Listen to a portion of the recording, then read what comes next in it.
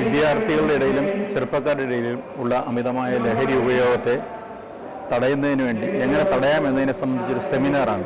ഇതിനകത്ത് വിവിധ ഡിപ്പാർട്ട്മെൻറ്റിലെ ഉദ്യോഗസ്ഥന്മാരും അതുപോലെ സാമൂഹ്യ സാംസ്കാരിക മേഖലയിലെ പ്രധാന വ്യക്തികളും സ്കൂൾ പ്രൊട്ടക്ഷൻ ഗ്രൂപ്പിലെ ആൾക്കാരും മറ്റ് എല്ലാ ആൾക്കാരും തന്നെ പങ്കെടുക്കുന്നുണ്ട്.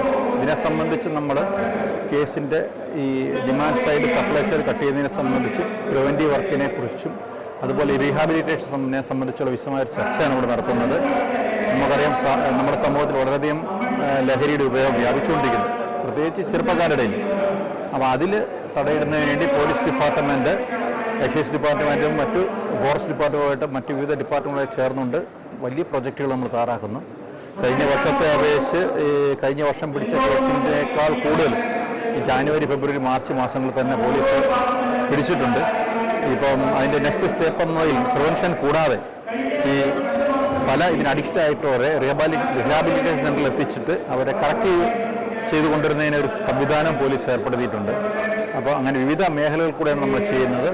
ഈ കുട്ടികളെ വീണ്ടും ഈ ലഹരിയിലേക്ക് പോകാതിരിക്കാൻ വേണ്ടിയുള്ള സംവിധാനത്തെക്കുറിച്ച് കൂട്ടായ ചർച്ചയാണ്, സെമിനാറാണ് ഇന്ന് ഇവിടെ നടത്തിയിരിക്കുന്നത്. വളരെയധികം ആൾക്കാർ പങ്കെടുക്കുന്നുണ്ട്. വളരെ വിജയപ്രദമായ ഒരു സെമിനാറാണിത്. സെമിനാർ നയിക്കുന്ന പോലീസ്, പിന്നെ ആരോഗ്യ മേഖലയിലുള്ള പ്രമുഖ ഡോക്ടർമാരുണ്ട്, സൈക്കോളജിസ്റ്റ്, സൈക്യാട്രിസ്റ്റ് ഉണ്ട്, അതുപോലെ തന്നെ സാമൂഹ്യ പ്രവർത്തകരുണ്ട്. അങ്ങനെ എല്ലാ മേഖലയും, എക്സൈസ് ഡിപ്പാർട്ട്മെൻറ്റുണ്ട്, എഡ്യൂക്കേഷൻ ഡിപ്പാർട്ട്മെൻറ്റ്, എല്ലാ ഡിപ്പാർട്ട്മെൻറ്റും ചേർന്നാണ് ഈ ഒരു സെമിനാർ നയിക്കുന്നത്. ഇന്നൊരു ദിവസം 4 സെഷനായിട്ട് വെച്ചുകൊണ്ടാണ്. ഓൾറെഡി ഇപ്പോൾ 2-3 സെഷൻ ഇപ്പോൾ നടക്കുന്നത്, 3-4 കൂടെ നടക്കുന്നുണ്ട്. ഇത് കഴിയുമ്പോൾ ഈ ഫംഗ്ഷൻ തീരും. 5 മുതൽ 15 വയസ്സ് വരെ ശിക്ഷണത്തിൽ ഏർപ്പെടുത്തുക. 15 വയസ്സിന് ശേഷം അവരെ ഒരു സുഹൃത്തായി കാണുക. ഈ പറയുന്ന 5 തൊട്ട് 15 വയസ്സ് വരെയുള്ള കാര്യങ്ങൾ ശിക്ഷണം നൽകിയില്ലെങ്കിൽ പിന്നീട് അവർക്ക് നിങ്ങളോടുള്ള അറ്റാച്ച്മെന്റും നിങ്ങളോടുള്ള ഒരു വിധേയത്വം എല്ലാം നഷ്ടപ്പെട്ട് അവർ പിന്നെ തിരിച്ചു വരുമ്പോൾ നമ്മൾ പേരൻസ് ദുഃഖിച്ചിട്ട് കാര്യമില്ല. ഞാൻ അതിൽ ദീർഘിപ്പിക്കുന്നില്ല. ഈ ഒത്തിരി സെഷൻസിന്റെ കാര്യമുണ്ട്. നമുക്ക് ഒരു ഇൻസ്പിറേഷൻ പേരൻസ് ആവണം, കുട്ടികൾക്ക് റോൾ മോഡൽസ് ആവണം, ഒരു മോട്ടിവേഷൻ കൊടുക്കാൻ കഴിയണം, അവരെ കേൾക്കണം, അവരുടെ പ്രശ്നങ്ങൾ കാതോർത്ത് കേൾക്കണം. നമ്മൾ ഉപദേശം കൊടുക്കാതെ അവരുടെ പ്രശ്നങ്ങൾ എപ്പോഴും കേൾക്കാനുള്ള നല്ലത് കാണിച്ചാൽ നമുക്ക് നല്ലൊരു സമൂഹത്തെ കെട്ടിപ്പടുക്കാൻ കഴിയുമെന്ന് വിചാരിക്കുന്നു. എല്ലാവരും ആശംസകളും പിന്നെ സൈക്കോ ആക്റ്റീവ് സബ്സ്റ്റൻസസ് ഉണ്ട്, വിച്ച് അഫക്ട് മെന്റൽ പ്രോസസ്സസ്. നമ്മുടെ തലച്ചോറിനെ ബാധിച്ച് നമ്മുടെ ചിന്തയിലെ സ്വഭാവത്തിനായിട്ട് മാറ്റുന്നത് സൈക്കോ ആക്റ്റീവ് സബ്സ്റ്റൻസ് ഉണ്ട്. അതാണ് NDPSA act, narcotic drugs and psychotropic substances act എന്ന് പറയുന്നത്. ഇതിനകത്ത് ഇത് രണ്ടും കവർ ചെയ്യുന്നുണ്ട്. അപ്പോൾ ഈ ഡ്രഗ്സ് എന്ന് പറയുന്നത് it's a significant threat to health, social and economic aspects of families, communities and Nations.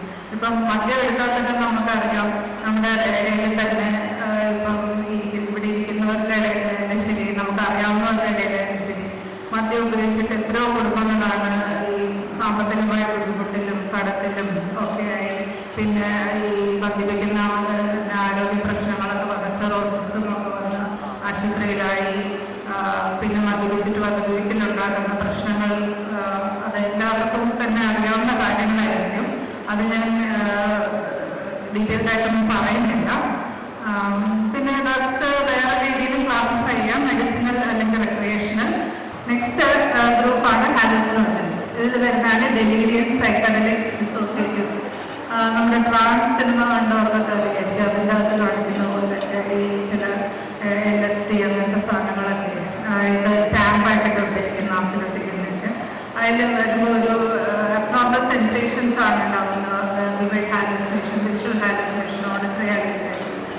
അതിൻ്റെ അഡ്വേഴ്സ് എഫക്ട്സ് എന്ന് വെച്ചാൽ ബാഡ് ട്രിപ്സ് ഉണ്ടാകും. പെട്ടെന്ന് ഭയങ്കര extreme fear, depression, anxiety, paranoia അങ്ങനെയൊക്കെ ഉണ്ടാവും. അഗ്രസീവ് ബിഹേവിയർ ഉണ്ടാവും. ഓവർഡോസ് ചെയ്താൽ ഡെത്ത് വരെ ഉണ്ടാവും. പിന്നെ മൈനർ സൈഡ് എഫക്ട്സ് ആണ് headache, abdominal pain, nausea, vomiting, high blood pressure, rapid heart beat, trembling and diarrhoea. Amphetamines നേരത്തെ നമ്മുടെ സൈക്കോളജിസ്റ്റ് പറഞ്ഞ പോലെ റഷ് ഉണ്ടാവും, high and brief and intense. ഒരു powerful reward stimulus loop trigger ചെയ്യും. അങ്ങനെ അഡിക്റ്റഡ് ആവും ആംഫെറ്റമിൻസിനോട്. അഡ്വേഴ്സ് എഫക്ട്സ് എന്തൊക്കെയാണെന്ന് വെച്ചാൽ നമ്മുടെ വിശപ്പൊക്കെ കുറയും, വെയിറ്റ് ലോസ് ഉണ്ടാവും, ഹാർട്ട് പ്രോബ്ലംസ് ഒക്കെ ഉണ്ടാവും, high body temperature, skin flushing, memory loss, നേരെ ചൊവ്വെ തിങ്ക് ചെയ്യാൻ പറ്റത്തില്ല, stroke, mood and emotional problems. hallucinations, restlessness, tremors, skin sores, sleep problems. നമ്മുടെ ബ്രെയിനിലെ ന്യൂറോ ട്രാൻസ്മിറ്റേഴ്സിൻ്റെ കാര്യം നേരത്തെ ഡോക്ടർ ആനന്ദം സംസാരിക്കുകയുണ്ടായി. അപ്പോൾ ഈ പലപ്പോഴും സബ്സ്റ്റൻസ് യൂസ് പലരും വന്നിട്ട് കുട്ടികളുടെ കാര്യത്തിലാണെങ്കിലും അഡൾട്ട്സിൻ്റെ കാര്യത്തിലാണെങ്കിലും വന്നിട്ട് ചോദിക്കുന്നത് എന്തുകൊണ്ട് ഇത് തുടങ്ങിയിരിക്കുന്നു, അല്ലെങ്കിൽ എന്തുകൊണ്ട് ഉപയോഗിക്കുന്നു, എന്തുകൊണ്ടാണ് ഇത് സംഭവിക്കുന്നത് ചോദിക്കുമ്പോൾ നമുക്ക് എക്സ്പ്ലെയിൻ ചെയ്യാൻ സാധിക്കുന്നത് ബയോ സൈക്കോ സോഷ്യൽ മോഡൽ വെച്ചിട്ടാണ്. അപ്പോൾ ബയോളജിക്കൽ ഫാക്ടേഴ്സ് എന്ന് പറയുന്നത് ഏറ്റവും പ്രധാനം ഒരു ജനറ്റിക് വൾനറബിലിറ്റി, അതായത് നമ്മളുടെ ഫസ്റ്റ് ഡിഗ്രി റിലേറ്റീവ്, അതായത് എൻ്റെ അച്ഛനോ അമ്മയ്ക്കോ അല്ലെങ്കിൽ എൻ്റെ അങ്ങനെ ക്ലോസ് റിലേഷനുള്ള ആർക്കെങ്കിലും ഒരു സബ്സ്റ്റൻസ് യൂസ് ഉണ്ടെങ്കിൽ എനിക്കത് ഉപയോഗിക്കാനുള്ള സാധ്യത വളരെ കൂടുതലാണ്. അത് കണ്ട് മോഡൽ ചെയ്യുന്നതിനേക്കാൾ കൂടുതൽ ജീൻസ് ആണ് അതിന് കാരണമായിട്ടുള്ളത്. പിന്നെ കോമോർബിഡ് ആയിട്ടുള്ള സൈക്കാട്രിക് ഡിസോർഡേഴ്സ്, നേരത്തെ പറയുണ്ടായ പോലെ കോണ്ടാക്ട് ഡിസോർഡേഴ്സ് അല്ലെങ്കിൽ പിരിമിരിപ്പ്, attention deficit hyperactivity disorders. പിന്നെ സൈക്കോളജിക്കൽ ഫാക്ടേഴ്സ്. പലപ്പോഴും കുട്ടികൾ എസ്പെഷ്യലി അവരൊരു സബ്സ്റ്റൻസ് ആദ്യമായിട്ട് ഉപയോഗിച്ച് തുടങ്ങുന്നത് അത് എന്താണെന്ന് അറിയാനുള്ള ഒരു ക്യൂരിയോസിറ്റി കൊണ്ടാണ്. ഈ കുട്ടികൾക്ക് നമുക്ക് എപ്പോഴും അറിയാം, അതായത് അവർക്ക് അറിയില്ലാത്തൊരു സാധനം അതൊന്ന് പരീക്ഷിച്ച് നോക്കാനുള്ള ഒരു സെൻസേഷൻ സീക്കിംഗ് ടെൻഡൻസി എപ്പോഴും കൂടുതലായിരിക്കും. പിന്നെ പുവർ ഇമ്പൾസ് കൺട്രോൾ, പിന്നെ സ്വയത്തിന്, അതായത് നമുക്ക് നമ്മളെ പറ്റി തന്നെ ഒരു അവമതിപ്പുണ്ടെങ്കിൽ അങ്ങനത്തെ അന്ന് കോമ്പാക്ട് ചെയ്യാനായിട്ട് ചിലപ്പോൾ സബ്സ്റ്റൻസ് യൂസിലേക്ക് ആയിരിക്കാം പോകുന്നത്. അല്ലെങ്കിൽ അതുപോലെ സ്ട്രെസ് വരുന്ന ഏതൊരു സാഹചര്യത്തിൽ അതിനെ എങ്ങനെ മാനേജ് ചെയ്യണം എന്ന് അറിഞ്ഞുകൂടാത്തപ്പോൾ അതിലേക്ക് പോകുന്നതായിരിക്കാം. മറ്റു കുട്ടികളിൽ നിന്നുള്ള പ്രഷർ, പിന്നെ അല്ലെങ്കിൽ അവർ ആരാധിക്കുന്ന മറ്റൊരാളെ അത് ഉപയോഗിക്കുന്ന ഒരാളെ കണ്ട് അത് മോഡൽ ചെയ്യാനുള്ളൊരു ടെൻഡൻസി ആയിരിക്കാം.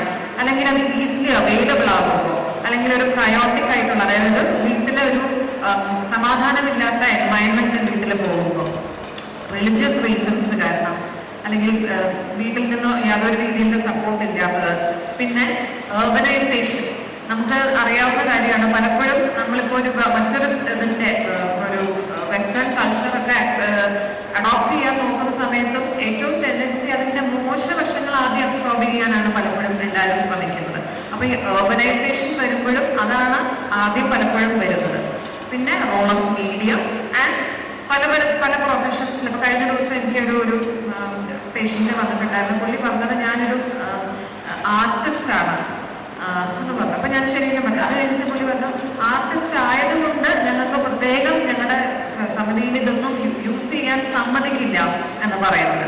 അപ്പോൾ എനിക്ക് തോന്നുന്നു പുള്ളി ഇംപ്ലൈ ചെയ്യാൻ ശ്രമിച്ചത് ഇപ്പോൾ ചില പ്രൊഫഷൻസിൽ ചില സബ്സ്റ്റൻസസ് കോമൺ ആയിട്ട് ഇങ്ങനെ വരുന്നു, അതിനൊരു പാറ്റേൺ വരുന്നു എന്നുള്ളത് കൊണ്ടായിരിക്കാം പ്രത്യേകിച്ച് അത് എടുത്ത് പറഞ്ഞത്.